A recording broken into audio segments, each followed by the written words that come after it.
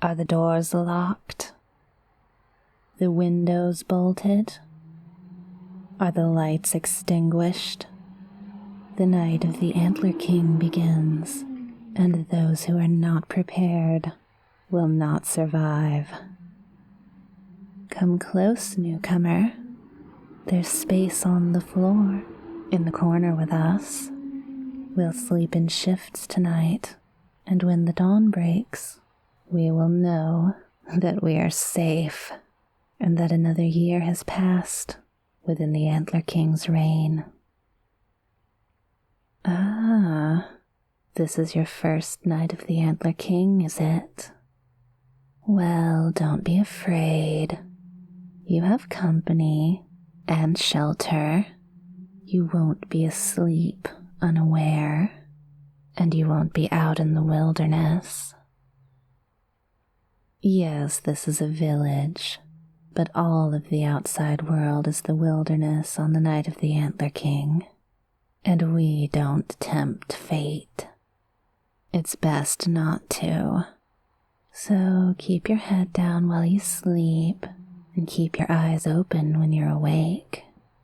Listen for tapping on the windows, and for pacing on the cobbles. Oh, there's no use telling you what the Antler King looks like.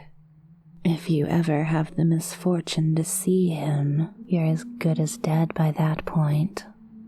But if it's idle curiosity, I can tell you that will give us something to talk about while we wait the long hours. The Antler King stands 6.5 feet tall before the antlers are taken into account. He has the body of a man, the antlers of a deer, and a head and face something in between the two. They say his chest is covered in elaborate scarring, and that he wears skins below his waist. He roams the woodlands every night of the year, every night but one, the night of the Antler King. Most nights you would have to look for him. You would have to enter the forest and follow the prints, the ones that seem to be neither man nor beast. You would need to follow the gouges in the trees, the ones 6 feet above the ground that appear crudely carved with a knife. You would need to listen for the calls. Calls from the living and the dead. And if you were foolish enough to do those things, and you were brave enough to chase the Antler King down, you would see him. It would be the last thing you ever did, but I suppose your curiosity would be appeased. But the night of the Antler King is different. It comes once a year, the longest night. He leaves the woodlands, and he approaches the villages. He roams them one by one, searching for... Well, we can only speculate as to what he's searching for. All we know is that on that night, we stay inside. We let him believe the village is deserted, and we hope that one day he stops looking. One day, he finds what he seeks, and he never comes back. They used to leave offerings for him, back before the village was truly worthy of the name. Little baskets of fruit and flowers. He never took them as far as anyone could tell. Perhaps it was superstition. It's impossible to know what people were thinking back then. In any case, I believe it brought people comfort. A little tradition to carry out with the children. For some of them, it was the last night they would spend together after all. I suppose they hadn't made the connection yet. I wonder if they ever really understood that there was no appeasing the Antler King. I wonder if they spent the night afraid, or in naive comfort, assuming that a little basket of trinkets would stop that creature. In any case, the baskets stopped around the time of the Industrial Revolution. At that time, overcrowded families would leave a different offering instead. A child that took up too much time. A baby that couldn't sleep through the night. A troublesome husband who drank more than was good for him. And those offerings were accepted. A little smear of blood on the flagstones was the only evidence that some people had ever been here.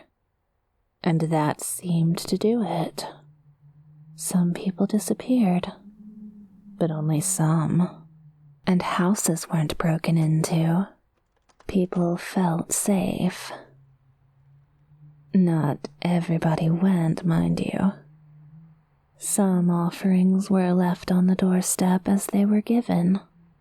But I suppose it didn't matter much to the families involved whether their loved one was taken by the Antler King or simply froze to death in the cold. Of course, you can't do that now. Things are different. And if you can't offer anything that the Antler King wants, all you can do is hide. They did hope that he might have gone after the war. The bombs, the noise, the smoke. But no, even during the darkest of days, the Antler King demanded his due. It was easier to hide then.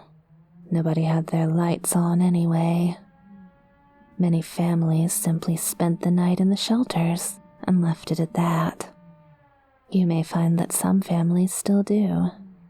I have it on good authority that the marshals, even now, will spend the night of the Antler King in their old Anderson shelter. Converted, of course. Big enough to be a comfortable night's stay, but hidden and safe. And that brings us to today. Or I suppose I should say, tonight. I think most people have given up, you know. They've just come to accept it. And when someone moves in from another town, they warn them. Sometimes. If the newcomers are friendly and neighborly. If they don't cause trouble. Consider yourself lucky. Someone obviously considers you a friend. Otherwise you wouldn't be here, would you? You'd be fast asleep in a house with no boarded windows and no locked doors. You'd be in the only house with noise and movement, and you would be the only thing the Antler King would notice, wouldn't you? But now you know, and you're prepared. But I'm sure you're wondering whether there are any other little traditions you need to know about in this town, aren't you? I suppose you'll find out closer to the time. Or maybe you won't. Exciting, isn't it? Well, that's our shift done. Get some sleep, stranger. Good night.